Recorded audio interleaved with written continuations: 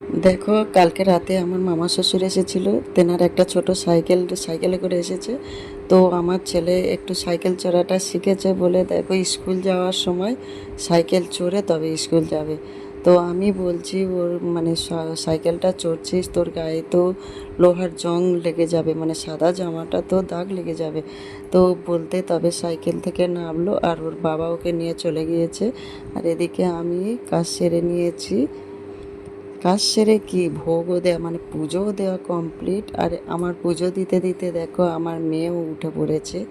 আর আমার মেয়ে উঠে কারোর ডাকেনি জানো, আজকে মশারির ভিতরে একাই ছেয়ে চুপ করে দেখি না বসে আছে। তো আমি যেতে বলতে দেখি না ওই শুয়ে পড়ছে, বসে পড়ছে, উঠছে। আর এই দেখো ও মুখটা ধুয়ে নিজে থেকে গামছা দিয়ে মুখ মুছে গামছাটা ছুঁড়ে ফেলে দিল। তো গামছা ছুঁড়ে ফেলে দিয়ে বিছানার উপর উঠলো।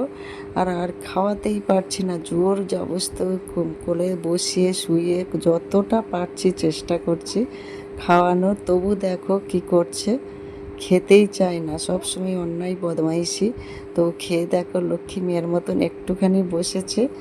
আর আমিও এদিকে দুটো মুড়ি মাখিয়ে নিয়েছি, শসা, চানাচুর, মানে সব কিছু দিয়ে চাট করে মুড়ি মাখিয়ে খেয়ে নিচ্ছি, যেহেতু রান্না বসাবো।